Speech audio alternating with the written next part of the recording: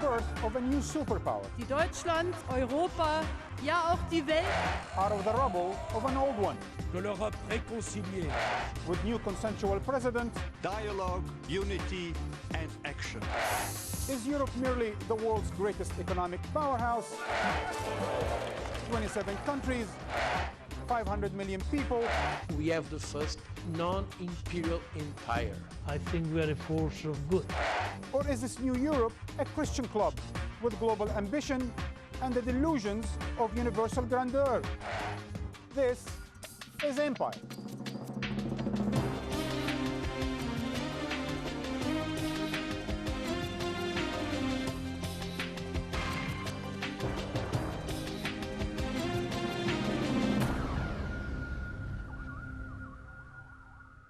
Hello and welcome to Empire. I am Marwan Bishara.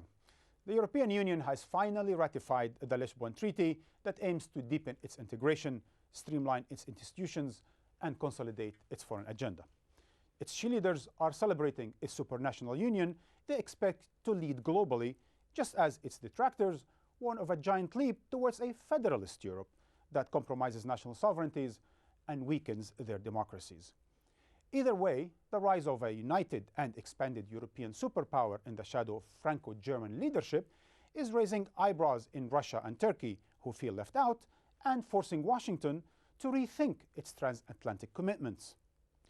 Joining me to discuss the continental and global implications of the rise of Europe are three of the continent's prominent thinkers.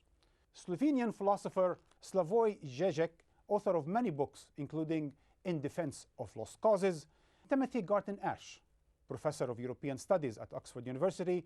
The latest of his numerous books is Facts Are Subversive; and Tariq Ramadan, professor of Contemporary Islamic Studies and president of the European Muslim Network, author of, among many others, To Be a European Muslim. But first, Tim Tate recalls 5 decades of EU transformation to global prominence and underlines its main strategic challenges.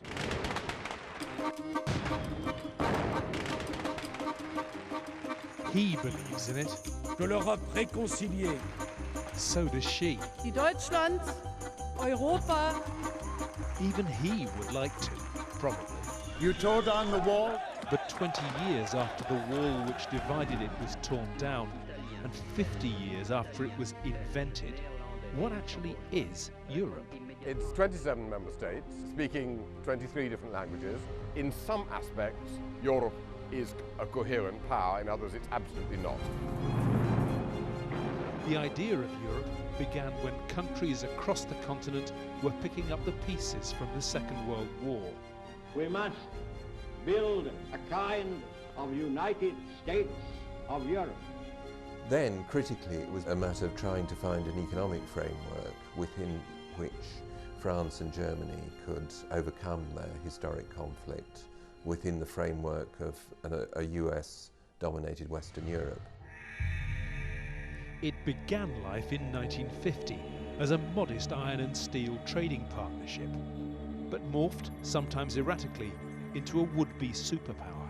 Well, the European elites certainly think of Europe as a superpower. They tend to define this primarily in economic terms and in terms of what they call soft power. If the individual outputs of European nations were added together, the EU would be the biggest economic power on the planet. Unfortunately, European leaders aren't famous for working together in harmony. The real reason for European Union's failing as a global power is that the individual member states, when it comes to key issues, prefer to go the national route. You don't win elections in London, in Paris and in Berlin arguing in favor of giving the EU more powers. But it's Europe's defence policy, or lack of it, that really explodes the idea that the EU is a true global power. It's an empire without guns and boots on the ground. Certainly the EU doesn't have the aspirations to be a global military power, and the idea that Europe can pull its weight without much greater military capabilities is, I think, an illusion. Civil war in the Balkans highlighted Europe's impotence. As carnage followed carnage, the EU did nothing. Only after the bodies had piled up European leaders promised to police their own backyard. It was in Bosnia that we first told ourselves this is European moment. It was in Kosovo when we told ourselves this must never happen again. But despite a high-profile summit staged on a warship, the pledge to create an independent European army has never been honoured. Of course, Europe does have a substantial military force on constant standby inside its borders. The problem is that it's NATO, a wholly owned subsidiary of American global power. And the EU has handed over to NATO the prime responsibility for defending Europe. We're hypocritical about it. We complain about our continued reliance on the United States. On the other hand, we're unwilling to do what it takes to establish military autonomy and to effectively wean ourselves off the dependence on US military force. NATO's borders are now almost identical to the new enlarged EU. And seen from the other side of the fence, Europe looks increasingly like a stalking horse for American influence. The appearance of a powerful military bloc along our borders would be taken in Russia as a direct threat to the security of my country. Now Berlin and Paris have joined forces to pick the EU's first ever president and foreign minister. But can they drag the continent out of Washington's orbit and towards the United States of Europe? Professor Garton, Timothy, what do we have here?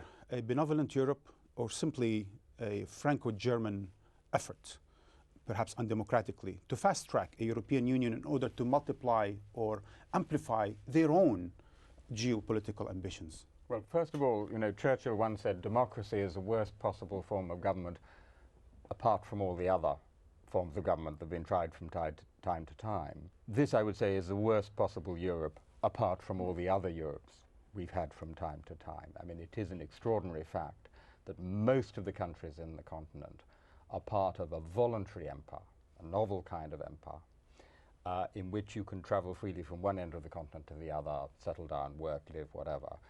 Most empires in history have been about conquering, taking over neighboring territories.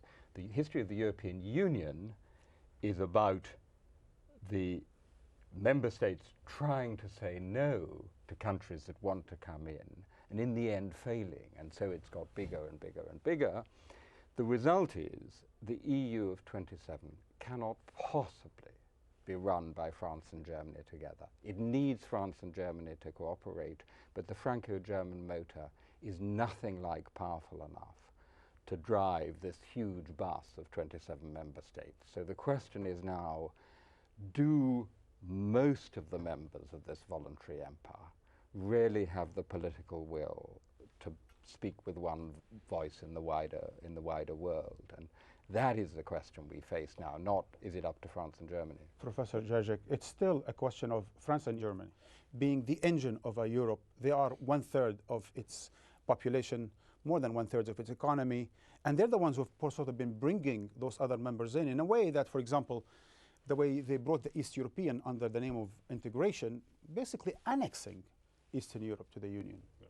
Yes, but I think that paradoxically, what gradually happens not only with this expansion of Europe, but also with so-called process of globalization, is that precisely, I claim, this, how should I call them, second-rate, second-level superpowers, not United States, but big European countries, are the big losers, in the sense that, and this is, I think, even in a way a good thing, that smaller members of Europe, from Belgium to Portugal, come in their influence close to the top members. And so something very interesting it happens. I think this is what is good about contemporary Europe. But isn't Europe still a class union, meaning there's first-class countries, France, Germany, second-class countries, Italy, Spain, and so on, and third-class countries, There are big countries and small countries, and actually a small country in the European Union has a disproportionate influence. It has more influence in a union of sovereign states. Look, the new president, so-called, is actually a mistranslation from the French. He's a chairman. Comes from Belgium. He doesn't come from Britain, France, or Germany. But he is a German-French choice. rather than a choice of many others. Look, we're not going to have a United States of Europe. The European Union is run by its member states, which are themselves democracies. And so the question is, can they get their act together? Can they generate the political will so that so-called president is not a president? He's a servant of the Union. So have then the pragmatists won over the federalists in Europe? Now Europe is not really like the United States of America, a United States of Europe, but rather it is still a tapestry of countries that come together for common interests, perhaps driven by certain core. I think that Timothy is saying something which is really, what you are saying, it will never be the United States of America. We won't have this in Europe. But I think that from the beginning, and what we watched was really something which is a contradiction between political forces coming together to protect or to build something which is a peaceful continent, but at the same time dealing with economic necessities. And this is where you have now people coming in the name of, you know, economy because we need this, and not having the political will, which is to have one vision. There is no one European vision as to foreign policies. It's not true. It's even exactly the opposite, that you have national forces saying whatever it's coming from Europe, it's not us. So there is something which is political at the beginning, and then economic, rational, and then you have the cultural dimension, which is all these together is making something which is a patchwork. Right. And the leading forces are, of course, the biggest European countries. But I am puzzled by something. What is it about Europe, Professor ZIEK, that allows for a common economic policy, for one euro currency, but not a single foreign policy? I mean, certainly livelihoods is more important than livelihood, say, of Africans, and hence a foreign policy, a united foreign policy in Africa. The central problem, I claim now, is basically the common political will. I sometimes use the ironic paraphrase of Sigmund Freud's statement towards the end of his life, "Was will das Weib?" What does a woman want? Like, we will never know. What does Europe want? Again, you have the whole spectrum, from those who want just a kind of a little bit more efficient economic union to a political vision, to cultural vision, and so on. And the tragedy is that I don't see this will. I think, I am for Europe as strong as possible. Why? Because, now, some may not agree with me, but I think that because of the failures, more contingent, of maybe President Bush politics and so on, de facto I see a move towards multi-centric world where, because of this, where we are now, we are in a position, multi-centric potentially, where there are two, if I simplify to the utmost, two main, not only economic, but political, even cultural, civilizational models. So-called capitalism with Asian values, let's call it newly founded Asian authoritarianism, which can be economically extremely efficient, as we see today in China, and American style of liberalism. To cut a long story short, I wouldn't like to live in a world where this is the only choice. So you think Europe is the maybe. I'm not too much of an optimist here. I mean, I think there are many varieties of capitalism. I agree. But to analyze is to simplify.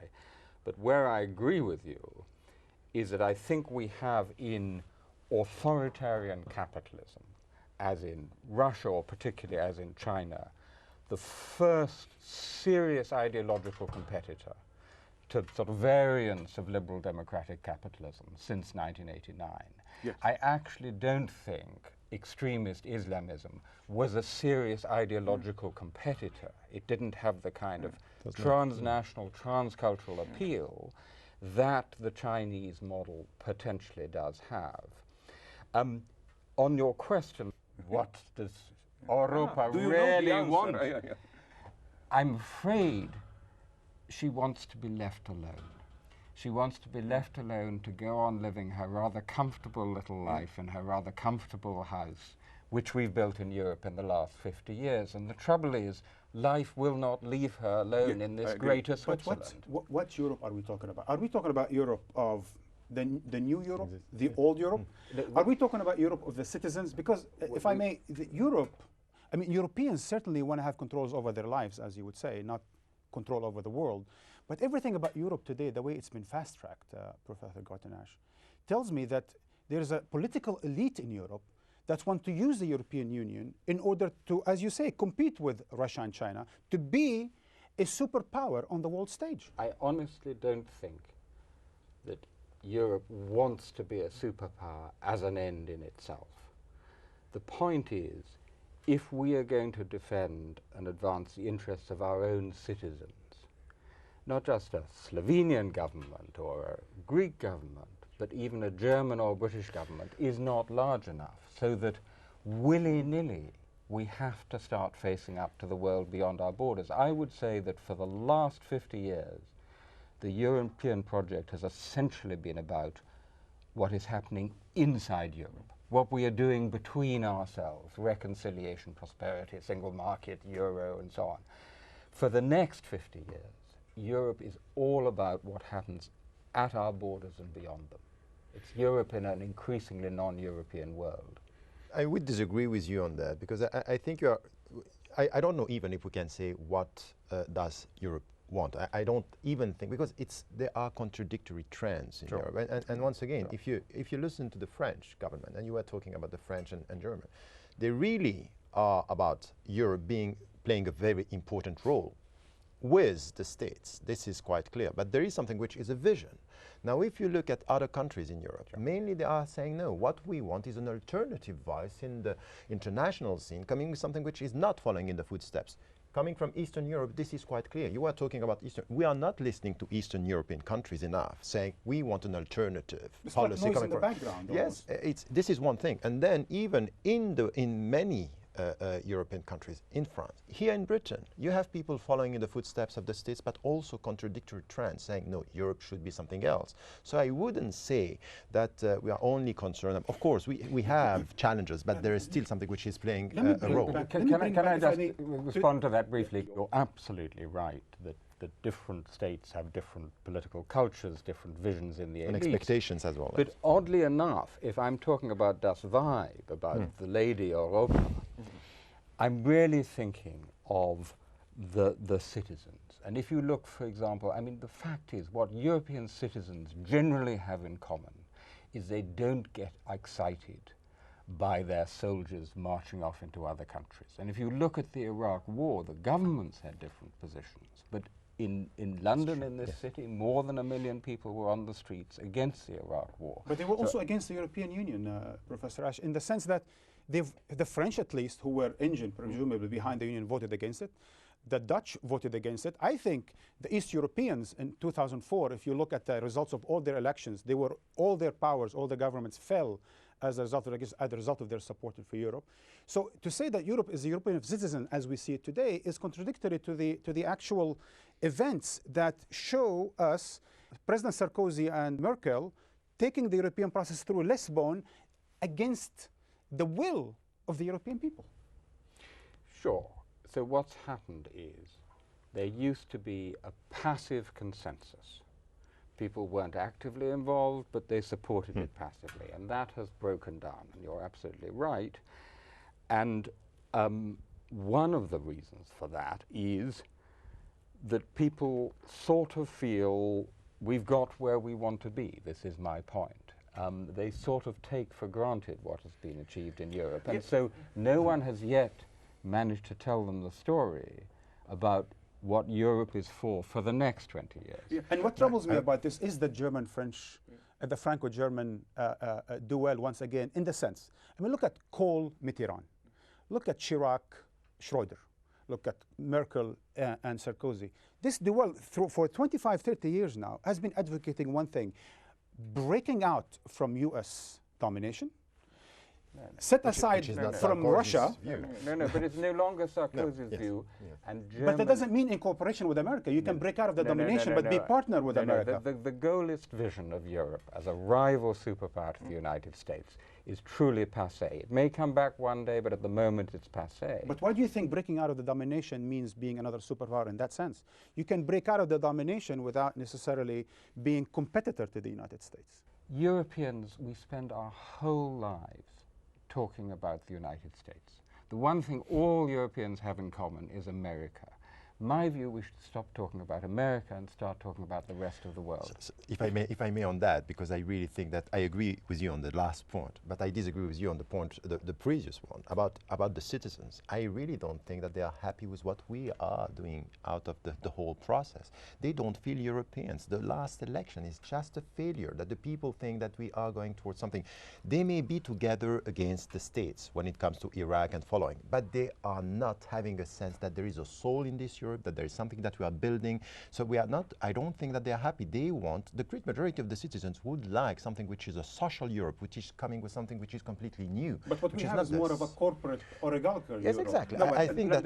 If I may, if you would seriously ask either French or the Irish, but wait a minute, let's cut the crap. Would you really, really like to go out of Europe? They would come crawling back. But the fundamental question for me is effectively the one of, not in any lofty sense, but in a very material sense of a vision. What is Europe? It's only an economic unity, if it's more. For what kind of political, cultural dimension does it stand? And I think that maybe I'm a dreamer, maybe not, something along those lines can emerge. For me, in spite of all that we call imperialism, exploiting of others, there is something as the core of what traditionally we perceive as European identity, which, again, in very simplified, bombastic terms, if I say it started with ancient Greece, the idea of demos. Each of us has the right to participate in universality. Out of this, a certain vision can be built, which I claim is still active. And I am not excluding here Islam. I think the only problem is which Islam. For example, by the way, Professor Zizek, we're going to get to this in the second part. Okay. Before we go to a break, I want to ask you a follow-up from what you just said earlier. One of your contemporaries in America, a leading European expert, Professor Kopchin at the Council on Foreign Relations, says in his book, The End of the American Era, it is our friends across the Atlantic, the European Union, that pose the greatest threat to American supremacy. I think it's complete nonsense. I really do.